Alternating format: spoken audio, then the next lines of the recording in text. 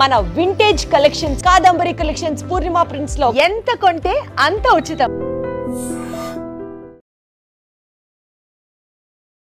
Hi, hello, నమస్తే, welcome back to iDream media. ఈరోజు మనతో ఉన్నారు ఇంపాక్ట్ ఫౌండేషన్ నుంచి కాచాయిని గారు, మోటివేషనల్ స్పీకర్. సో ఈరోజు మనకు ఒక రైట్ నౌ ఇప్పుడు జెన్జీ జనరేషన్లో ఏం జరుగుతుంది అమ్మాయిల విషయంలో అంటే చాలామంది బ్యూటీకి చాలా ప్రిఫరెన్స్ ఇస్తున్నారు ఇప్పుడు టైంలో.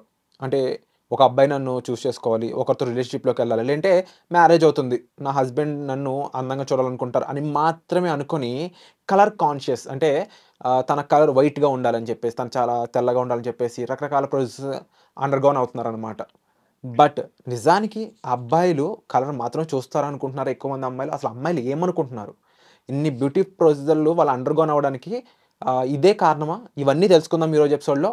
ఎపిసోడ్ అయితే చివరి వరకు చూడండి. Hi ma'am. Hi first of all welcome to iDream media. Thank you so much.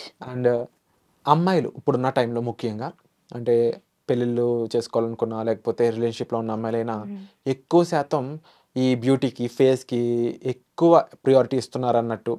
More than వాళ్ళు వాల్యూస్ అనేది జనరల్గా క్యారెక్టర్కి అండ్ మోర్ దెన్ దట్ మనం ఏ విధంగా ఉంటాం, మన బిహేవియర్, అవతల వాళ్ళని ఎలా మనం పిలుస్తాము, మన ఆలోచన ఏ విధంగా ఉంటుంది, ఇవన్నీ పక్కన పెట్టేసి ఓన్లీ అమ్మాయి అందంగా ఉంటే చాలు, ఆ అమ్మాయిని ఎవరైనా యాక్సెప్ట్ చేస్తారు అలా థింక్ చేస్తున్నారంట.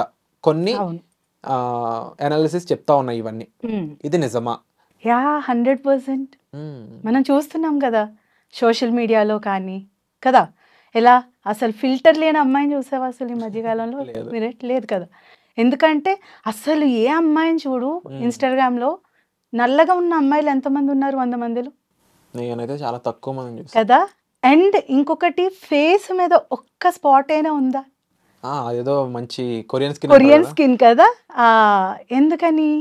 అదంతా ఏంటి అంటే మనందరికీ తెలుసు ఫిల్టర్స్, రైట్? సో ఎందుకు అందరూ అంటే తెల్లగానే ఉండాలి? ఫిల్టర్ కూడా చూసావా ఎప్పుడైనా నువ్వు? తెల్లగా ఉన్న అమ్మాయిలు కొరియన్ స్కిన్నే ఉంటుంది. అసలు నిజంగా మన ఇండియన్స్కి ఆ స్కిన్ ఉంటుందా? దట్టు ఎస్పెషల్లీ మన సౌత్ ఇండియన్స్కి ఉండదు కదా. కానీ ఇప్పుడున్న అమ్మాయిలందరికీ ఏంటంటే తెల్లగా ఉంటే నేను చాలా అందంగా ఉంటాను, నన్ను చాలా బాగా అంటే అందరు అందంగా ఉన్నాను అనుకుంటారు అని అనుకుంటారు. ఇప్పుడు ఇది ఎప్పటి నుండి వచ్చిందంటే మన చిన్నప్పటి నుండే ఇది అలవాటు అయిపోయింది. ఎలా అంటే పుట్టగానే ఫస్ట్ క్వశ్చన్ అమ్మాయా అబ్బాయా అని అడుగుతారు, రైట్? దాని తర్వాత ఏం అడుగుతారు? అమ్మాయి పుట్టింది అని అనుకోగానే సెకండ్ క్వశ్చన్ ఏం అడుగుతారు? తెల్లగా ఉందా, నల్లగా ఉందా? అంటే ఆ పాప పుట్టిన వెంటనే ఏం చేస్తున్నారు? వెంటనే తను తీసుకొచ్చేస్తున్నారు దేనిలోకి? అందంగా ఉందా లేదా అన్నది డిసైడ్ చేసేస్తున్నాం మనమే కదా. సో అక్కడ నుండి స్టార్ట్ అవుతుంది.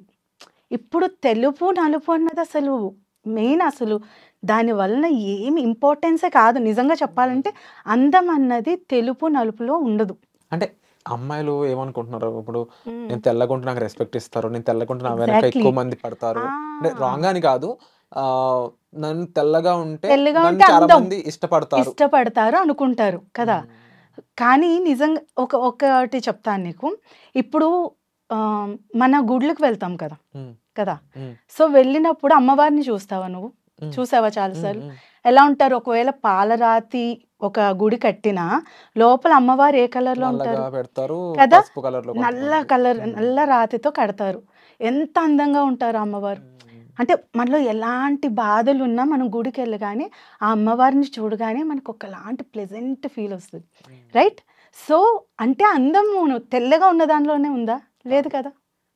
అండ్ ఇంకొకటి చెప్తా ఇక్కడ, అందం అనేది మనం కాదు, మనం చూసే వాళ్ళు కళ్ళలో ఉంటుంది. ఆబ్వియస్లీ ఇప్పుడు నువ్వు ఉన్నావు విరాట్, నీకు నేను అందంగా కనిపించవచ్చు, ఇంకెవరో ఉన్నారు, ఇప్పుడు కెమెరామ్యాన్ ఉన్నారు, కెమెరామ్యాన్కి నేను అందంగా కనిపించకపోయి ఉండొచ్చు, బికాస్ చూసేవాళ్ళ కళ్ళబట్టి ఉంటుంది.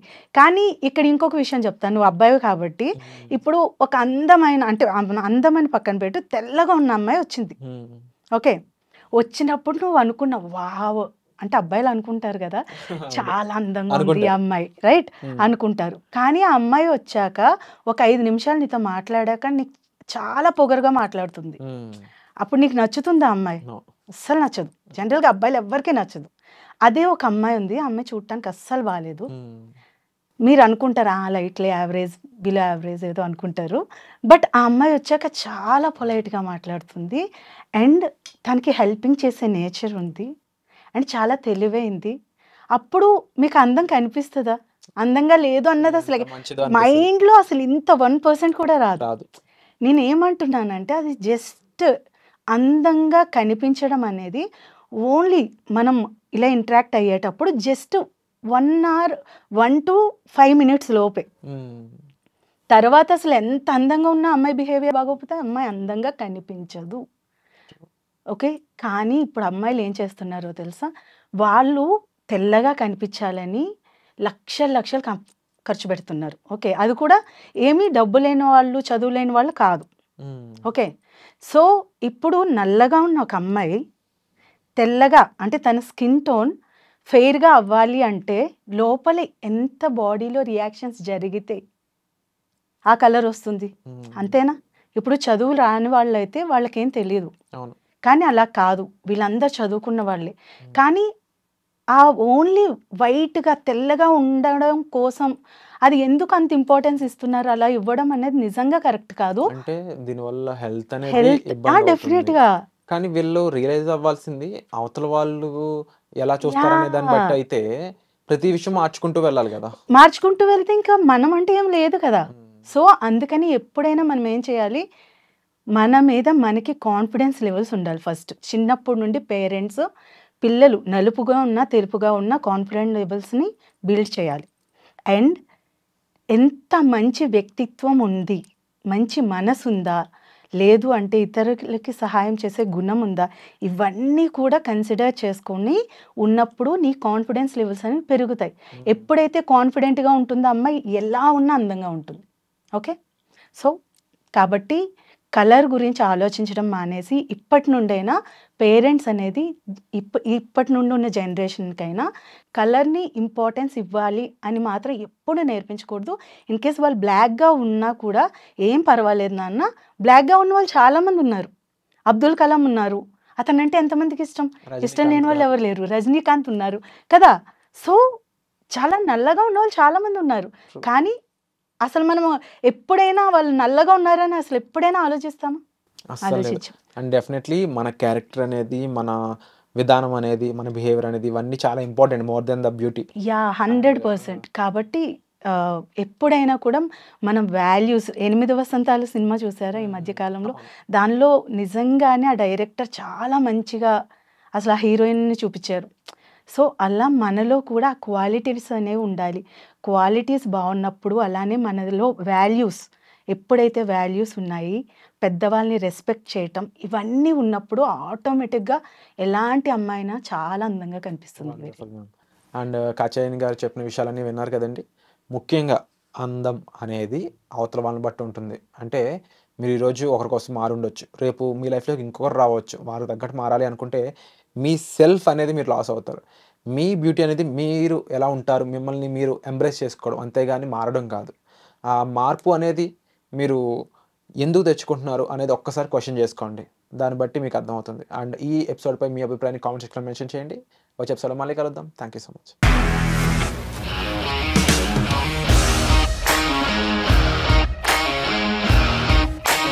ఇండస్ట్రీలో కమిట్మెంట్ ఇష్యూస్ వస్తే నీకు కూడా వచ్చినట్టు? మార్నింగ్ తీసుకెళ్ళానంటే కొట్టి పడేసాడు.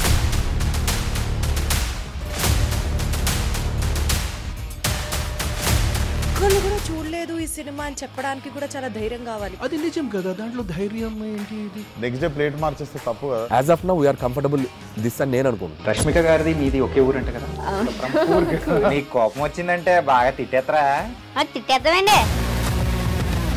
నిజంగా గేమ్ ని ఎలా చేంజ్ చేయగలిగారు? ఏపీఎస్ఎఫ్సి వాళ్ళకి 6 నెలల్లో నేను 6 లక్షలు కట్టా. బిజినెస్ చేయాలనుకుంటే it is as difficult as riding a tiger.